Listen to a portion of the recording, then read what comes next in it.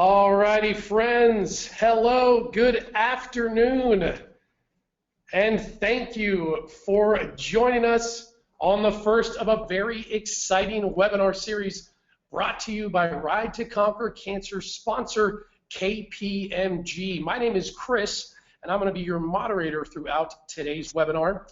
KPMG has been a national sponsor of the ride since 2010 and a top fundraising team year after year. Today is Epic Impact Day, and to celebrate, we have 4 awesome panelists with some insightful tips to help you take your fundraising and training to the next level. I'd like to introduce those 4 speakers today. In just a minute, we're going to have President and CEO of BC Cancer Foundation, Doug Nelson. He'll be speaking, followed by Mark Worrell, team captain of Team KPMG. Then we'll have Jennifer Knight, our Ride to Conquer Cancer specialist, and Aaron Dolan from Norco, the official bike partner of the ride. Please stick around after our 20 Epic Tips webinar for a brief Q&A session where you can submit a question. You'll do that on the panel on the right-hand side of your screen. In fact, you can submit questions throughout the webinar if anything pops up. We are recording the webinar today, so next week you'll be able to tell your friends and family all about the webinar, and it's going to be posted on the Ride Map to Success page on the Ride to Conquer Cancer website. So we're actually going to send you an email when that webinar is posted, and you'll be able to let everybody know, especially those on your team. Thanks again for joining us today, and I'd like to start us out by inviting Doug to speak. Doug, you there, sir? I am. Thanks, Chris. Absolutely. Well, I have the privilege of leading this off in talking about the discoveries that have been made possible through the Ride to Conquer Cancer.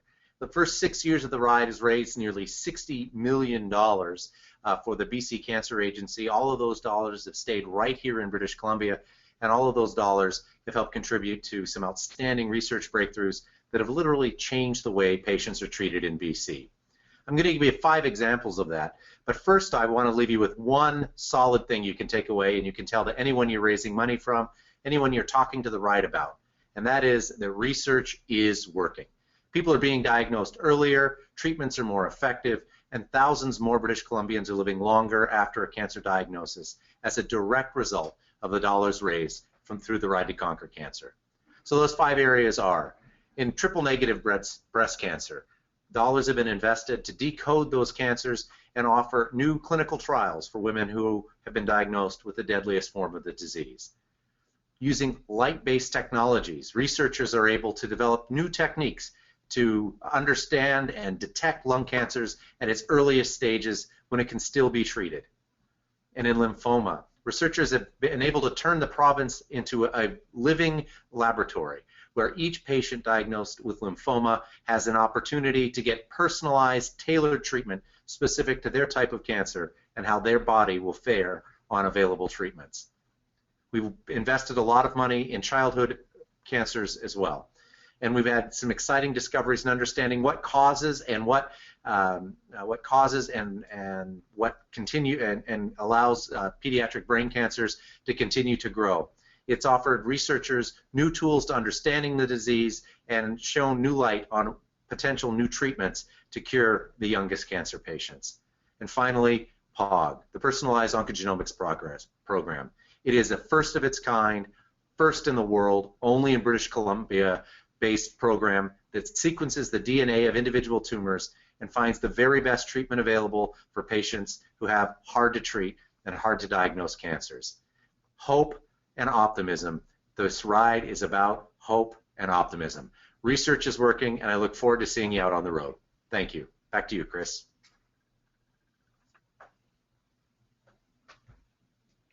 All righty. Thank you so much, Doug. BC Cancer Foundation is making amazing advancements, and we are privileged to be a part of the progress. Next, I'd like to introduce Mark Worrell, captain of Team KPMG, who have currently raised over $23,000 for the 2015 ride. Absolutely brilliant. Mark, are you there, sir?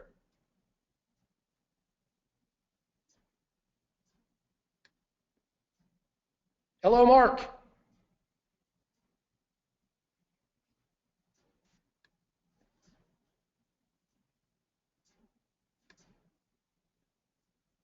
Well, folks, it sounds like we might have a bit of an audio issue with Mark currently. Let's see if we can get him online.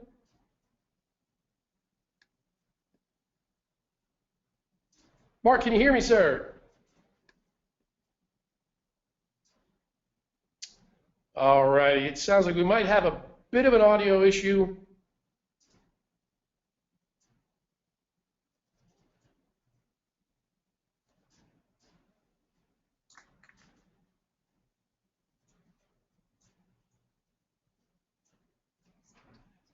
You know what, folks, we're going to go ahead and fast forward a little bit. We're going to jump to our next presenter, and we'll come back to Mark as soon as we get his microphone working. So we're going to go ahead and just ask Jennifer to jump on. Jennifer, Ride to Conquer Cancer Specialist. Are you there, Jennifer? Yes, I'm here. Can you hear me, Chris? I can indeed. Fantastic. Thank you so much. Happy Epic Impact Day, everyone. This is a very exciting day for us. I want to thank KPMG for hosting. This is incredibly exciting. Essentially, what Mark was going to speak to is really what I was going to take off of, so allow me to continue from there. In essence, what we want to do when it comes down to fundamental fundraising is that we want to personalize it. So in absolutely everything we're doing when it comes down to fundraising, we want to personalize. So we want to really share what it was that inspired us to do this ride and sharing our story, adding a photo, and creating that personal page. So with that being said, once we do that and we tap into those online resources, from there you're going to be successful at fundraising fundamentally, because 90% of our donations come in online. So I'm going to repeat that one more time.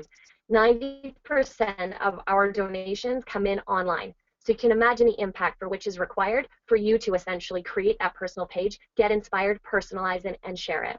So with that being said, you're going to want to have this share to your network of friends, your coworkers. Reach out to them all individually with a personal email.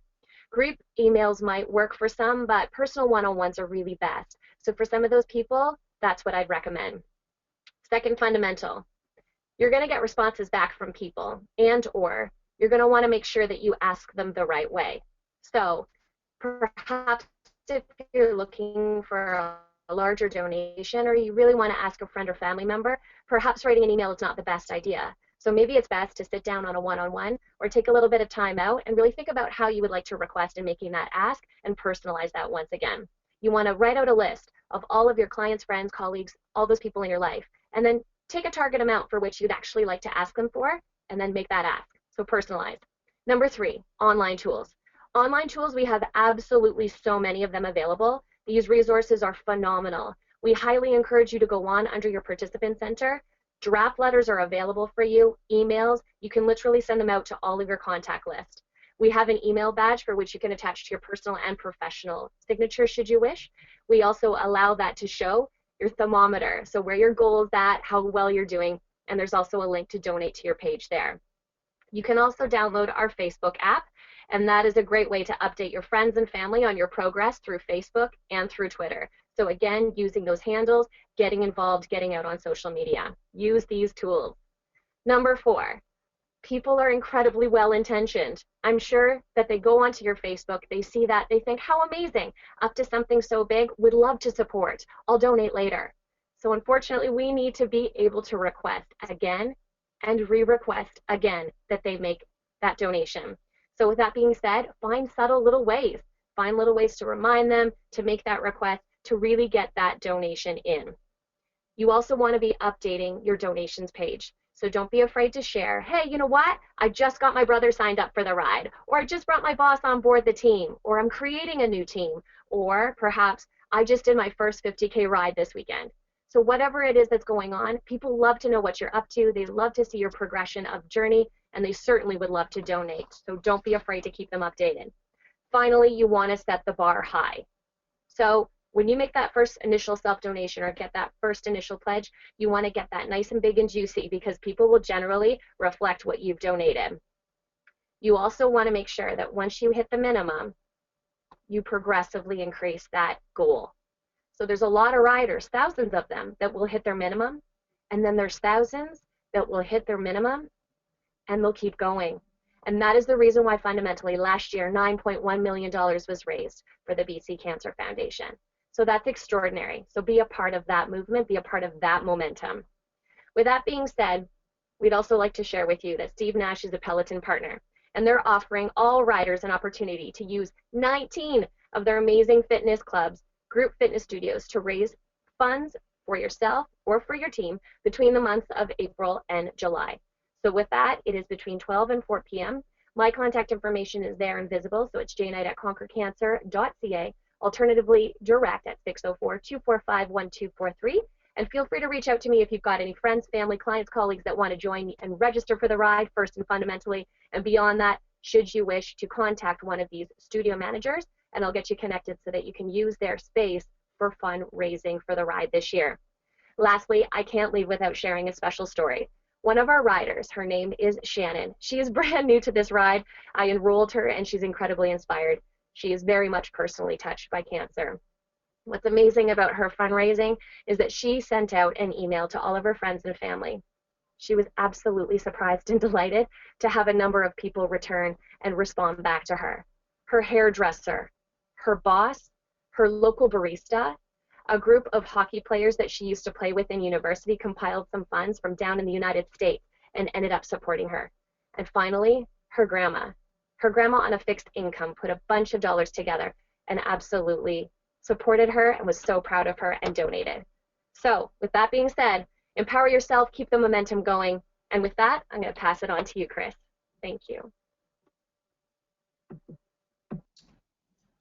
All righty, thank you so much, Jennifer. Some fantastic tips there from Jennifer. We're going to check in real quick one more time with Mark. Mark, can you hear me, sir? All righty. It seems we're still having a bit of an audio issue with Mark. So, folks, I'm going to actually go ahead and be Mark for the next couple of minutes, and I'm going to run you through Mark's tips that he has for the ride. All righty. So again, I'll be speaking for Mark. Folks, hi everyone. I'm excited to share these 5 tips with you today. First, you have to tap into the personal reason you are doing this ride. For me, it was remembering when my kids were in elementary school and a shocking number of kids had moms who were diagnosed with breast cancer, some of whom survived and others that didn't. You have to convey your experience with cancer and make your personal page personal. Make your asks personal. No group emails. Update your ride page with your personal progress. I just took my first ride on my new bike. I did my first 50-kilometer training ride. Here's a pic, etc. Second tip, train and do this ride with a friend or coworker. It will keep you motivated, accountable, engaged, competitive, and give you something to share from start to finish. Consider forming a team, joining a team, or growing a team. Team KPMG is always welcoming new riders into the fold. Riders are more successful in fundraising and training when they are part of a team. We organized training rides every other Saturday morning from now up until the ride. But if that schedule does not work for you, then we can figure something else out that does. For me, it is as much why I'm doing the ride for the 4th time now. Certainly the ride itself is important, but it is also about the camaraderie of the training rides. It's why the ride to Conquer Cancer works, and it builds a strong sense of belonging to one of the noblest causes on the planet. 3, tap into the resources available to you. The ride has tons of outfitters, bike shops, spin studios, fitness centers that they partner with. Most of them offer great discounts. Many of them host bike maintenance clinics, how to change a flat, and open training rides. The ride hosts great mixer spin events at spin studios where you can mingle with other riders, join open teams, and get all of your questions answered about the ride. Visit the calendar on the Ride to Conquer Cancer website. New events are constantly added there. And the KPMG Ride Map to Success and webinar series is another great resource. So check it out at conquercancer.ca. 4th tip, I encourage you to get your fundraising done and behind you. I know that first-year riders can be quite anxious about fundraising. My experience with many first-time riders indicates that they hit their goals very quickly, very quickly. But if you break it down, it becomes all about management. All you have to do is reach out to 25 people for $100 and you'll hit your goal. You get to that number very quickly through friends, through family, and especially grandmothers. Imagine if you've reached your fundraising minimum before you go. Ride is a double challenge: raising these critical funds for BC Cancer Foundation and getting yourself trained and ready for the ride. In the months leading up to the ride, you want to focus on training, so get cranking on your fundraising right away. Plus, if you hit your goal, you are now that much more accountable to your donors and yourself. Some nice motivation there. Finally, this is a ride. Cannot stress that enough. This is a ride, not a race. Ride to Conquer Cancer riders are of all ages, of all cycling abilities, on all kinds of bikes. Riders from 16 to 86. Even riders who have done the ride on tandem bikes or on a unicycle. You want to be prepared and trained, and it will make the weekend that much more enjoyable. But you don't have to be a pro cyclist. You are supported every step of the way during the ride. Bike support, aid stations, lunch, volunteers, sweep vehicles, etc. And beyond that, the community of riders helping riders, is incredible. The energy of the event connects with your physiology, and you will be amazed at how energized you feel throughout. You will see when you're on event. All righty, I'm going to go ahead and throw it back to Chris.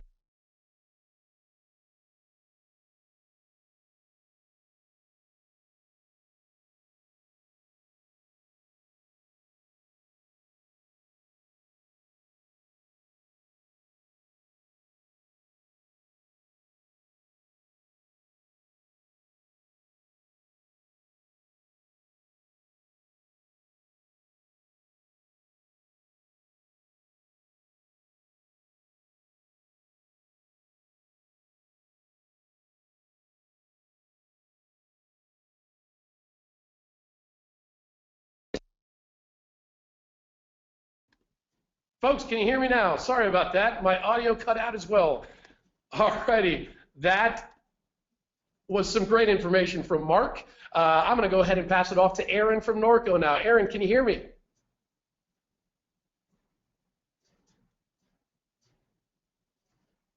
Yes, I can hear you. Alrighty, Aaron, all yours. Well done, Chris. Way to keep it together. Yeah, so thanks a lot for having me here today, guys.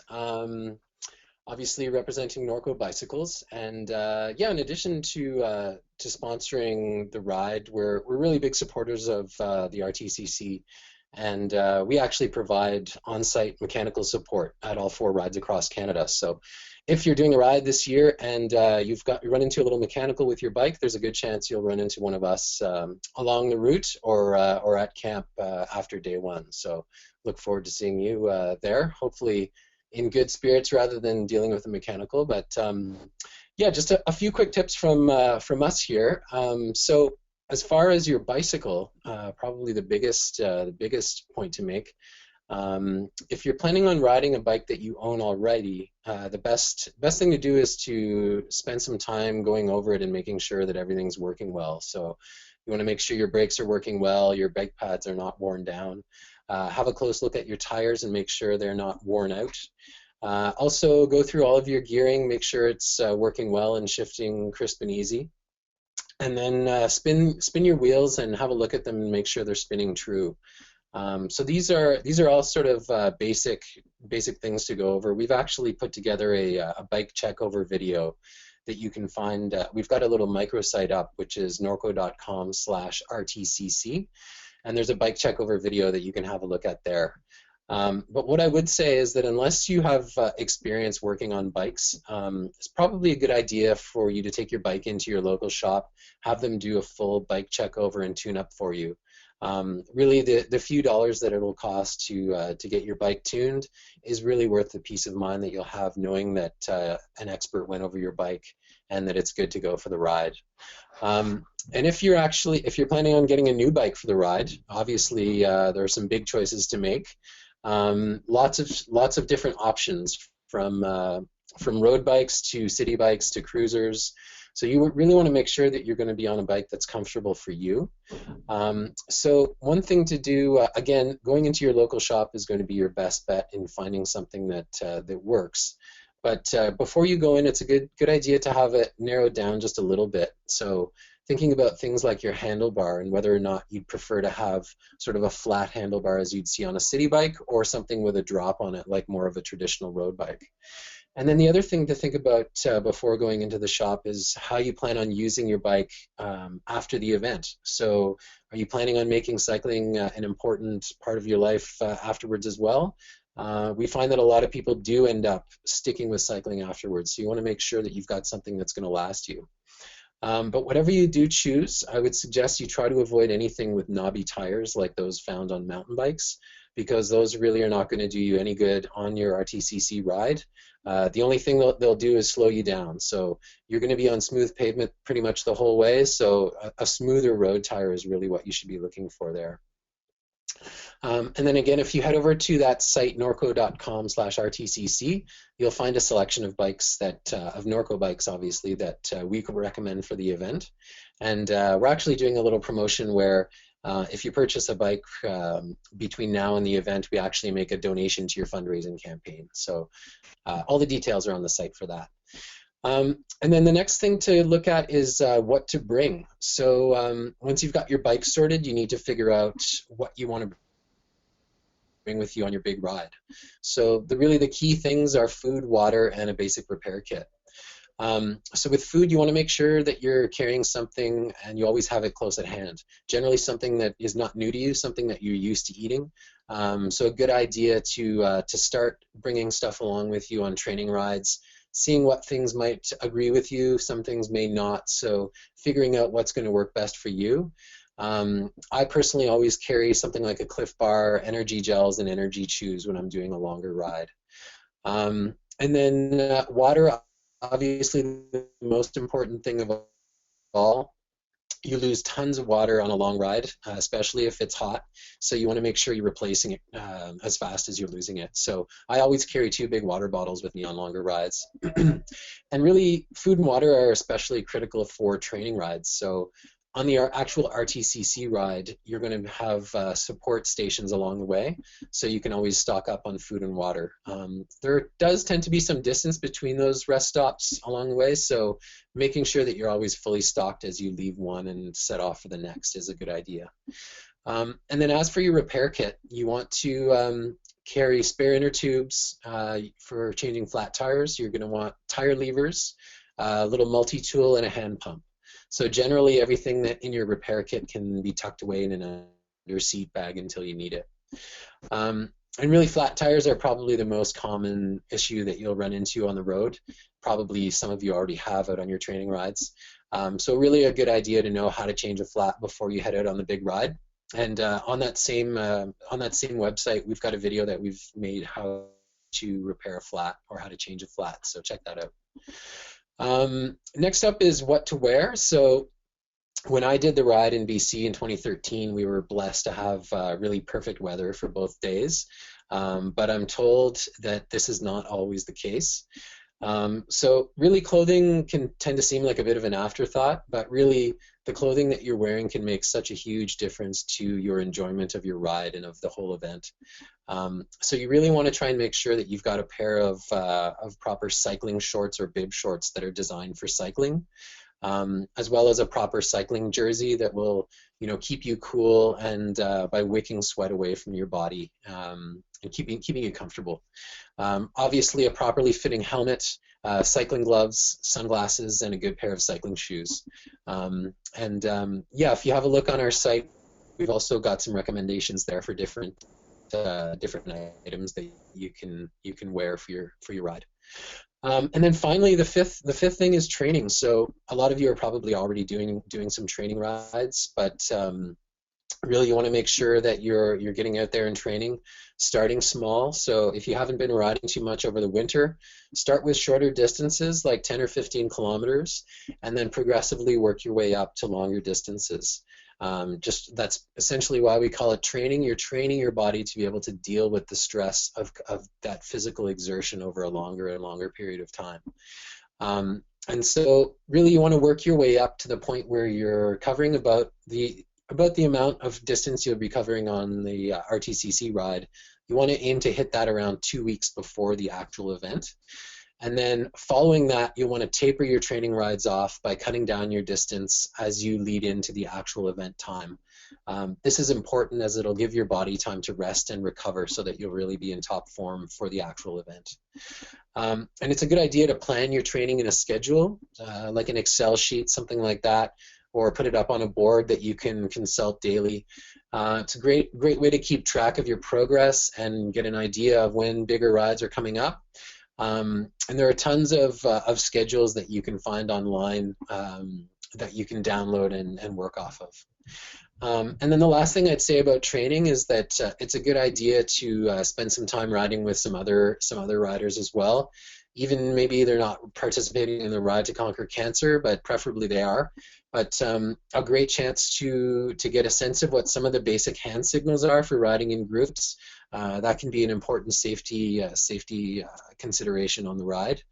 And then also just familiarizing yourself with the feeling of riding in traffic and the rules of the road. So these are things, you know, the Ride to Conquer Cancer, you will be on some roads where there will be traffic. So you want to make sure that you've got a certain comfort level with that. Yeah, I guess as far as that goes, really, like people have said earlier, it seems like a long way when you think about it, but I did the ride in 2013, and you know, I really surprised myself with what I was able to do and what everybody else there was able to do. It's really quite amazing what you can do when you set your mind to it. So yeah, that's it for me. Chris, I'll send it back your way.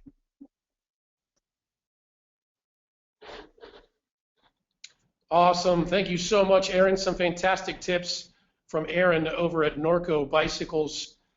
Not only thank you to Aaron, but thank you to all of our panelists today on our webinar. We appreciate it. Doug, Aaron, Jennifer, and of course, Mark, thank you for all your wonderful tips. Folks, this is a great time to open it up to questions from you guys right now. So if you want to head to the GoToWebinar control panel on your right, you'll see a question section. You're more than welcome to write some questions. If you have any questions that weren't answered during today's webinar, we'll do our best to answer it for you. We actually have a question right off the bat from Shelly. Shelly says, where can I find out about training rides in my area? Jennifer, is this a question you might be able to help us out with? Hello. Yes, I'd be more than happy to answer that question. Shelly, it is, correct? Thank you. For training rides, what you want to do is actually hop onto the website, come right down to the very bottom. You're actually going to see a section where there's going to be an event calendar and a training calendar. Within the training calendar, you're going to see different training rides that are open that you can participate in, and they're very well detailed as to the start time, the location, who will be participating, who's leading it, and a contact phone number so that you can reach out to them. All of them are pretty respectful when it comes down to times and to length, and it'll also verify what the level of ride is. So that's one option certainly within your team. If you have a team in the area, they're also probably going to be creating some training rides. And then further to that, if you actually go on to underneath Participant Center at the very bottom of the website, you'll also have the ability to see that there's a number of team captains with open teams. And so what I would do is you can actually take a look at which area for which they have a presence. And I would just go down within that and take a look at which captains have a presence there. More than likely they're organizing training rides in that area. Their contact information is right there. If you need a hand with that, just feel free once again to write me. I'll be more than happy to send that link to you direct so that way you can make those connections, or I can introduce you to some of those captains. They're very open. The community is fantastic. So there's ample training rides available. It's just a function of finding them. So if you need a hand beyond that, please do let me know and I'll be more than happy to connect you. Okay? Thank you. Awesome. Thanks, Jennifer. That was a perfect answer. I have another question here from Michael. This question might be best answered by Aaron. Michael says, can I ride an incumbent bike during the ride? Yeah, yeah, certainly. I definitely saw some people riding incumbent bikes on the ride, and again, going back to what I was saying earlier, it's really comes down to what you're going to be most comfortable riding. So yeah, if that's the kind of bike that you're used to riding and you're comfortable riding it, then by all means. And you know, when I did the ride, actually, there were people who were riding who were doing the ride on a full suspension mountain bike, which, you know, looking at it, probably weighed about 35 or 40 pounds. So I wouldn't necessarily recommend doing the ride on a bike like that, but certainly your comfort is the most important factor. So an incumbent is certainly an option.